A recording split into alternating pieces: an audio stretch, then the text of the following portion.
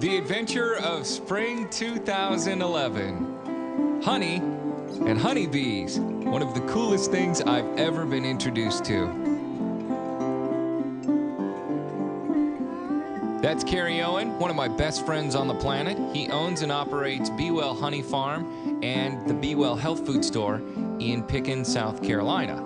It is a family business, and that's part of the family. Stetson Bombero.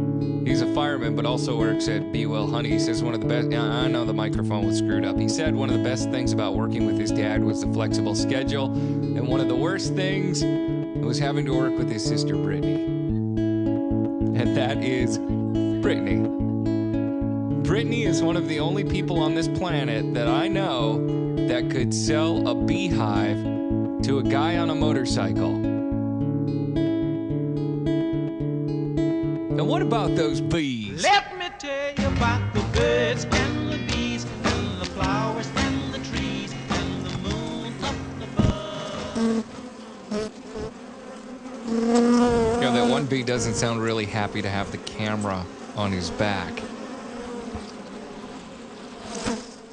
So I didn't know this. Every year in the spring, thousands of Americans buy their 3-pound packages of bees from one guy.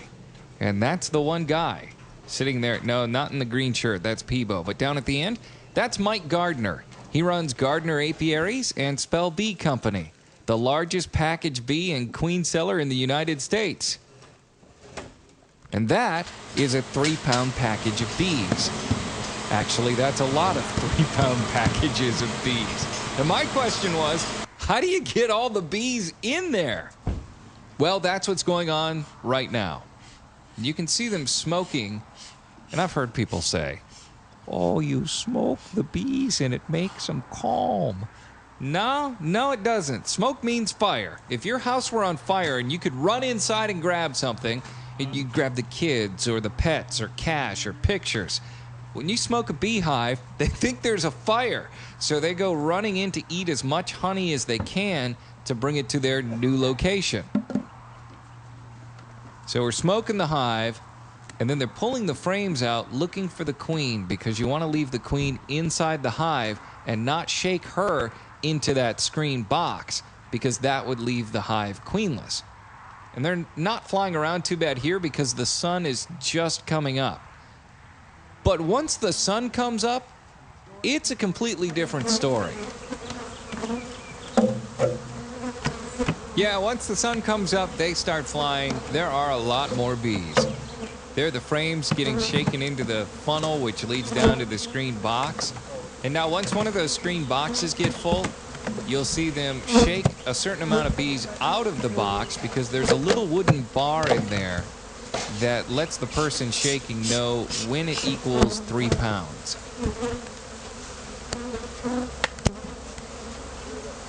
But sometimes they can get 3, 6, 8 pounds of bees without even shaking a hive.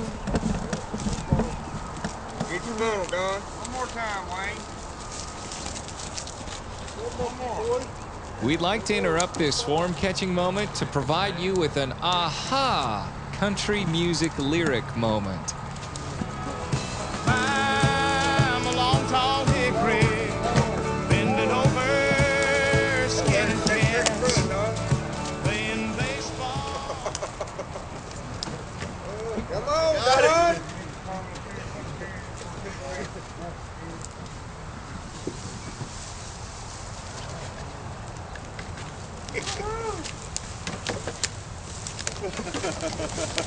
You send a number of crews out to a number of different bee yards, and you get a pretty good number of packaged bees in one day. But these bees need queens. I got some out there in that damn container trailer over there a while ago. Better than what the hell I've been fighting in the woods this morning.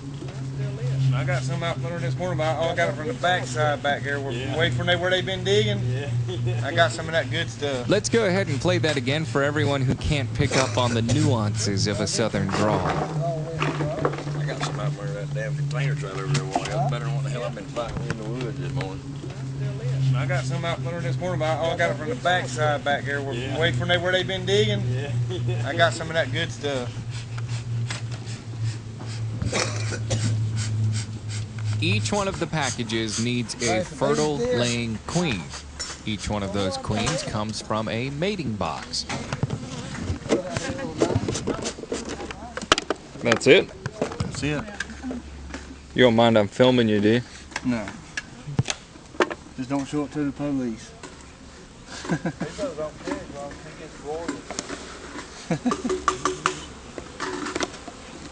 you put it on TV, I want a little bit of money. Just don't let the U.S. Marshals see it. They chasing me. And if I starting to get stung and go to cussing, just don't see them no more.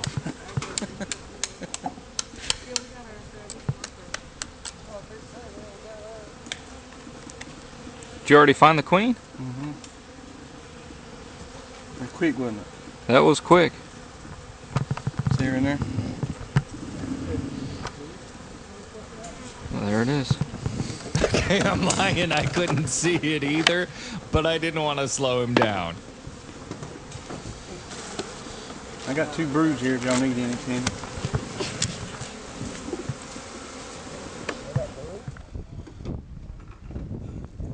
Not a bad office to be working in. So once the queens are put in the little queen cages, there's one more thing left to do. And that is all of those little mating boxes, they now need a new virgin queen. Peebo is also in charge of gathering all of those up. So all of the virgin queens are then put in a basket, and everybody walks around in hazmat suits looking like the Easter Bunny, putting queen cells in the mating boxes.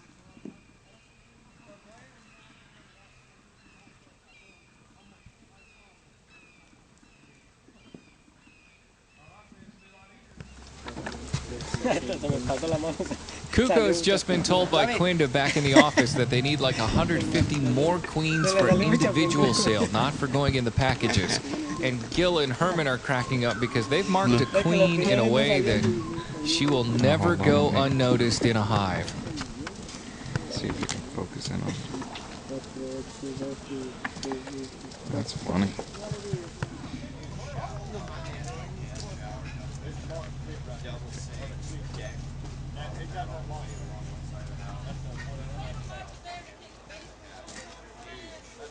As soon as the queens make it into the shop, they are packaged up. They're either going to be mailed out individually to people, sold individually, or most of them make it into these 3-pound packages, which will be out by the end of the day. And tomorrow, the process starts again.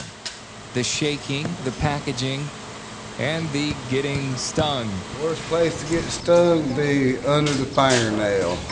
That's the bad spot. That way you'll be going like this, yeah, you know, just hollering, screaming, crying, and all that. You don't believe me? Ask this good-looking woman right here. Who does the... Come here. What? Hey, the worst place to get stung is under the fingernail, ain't it? It Yeah, makes it you want is. to cry. Over. Yeah, it is. It's the worst That place. makes you come to me, just put your head on my shoulder. Shut up, Donnie. Who does the... You don't care. I got you on camera now. Who does the most crying? Quinta. Quinta will cry all day long. Man, the stinger went in there and my wife pulled it out. It hurt? Oh, heck yeah. Every 5 minutes it would pus up on me, I had to wipe it out. This morning I woke up and it was sealed shut. So today we learned that if you don't tie these veils just right, you get stung in the nostril. Inside the nostril. 3 times. 3 times, Raphael. 3 times in the nose. He laughs.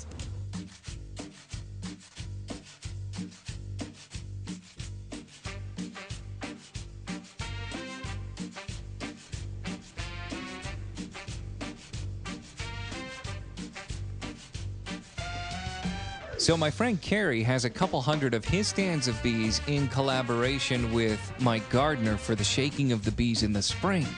But as things warm up, he moves the bees north as it gets warmer. And when do you move the bees?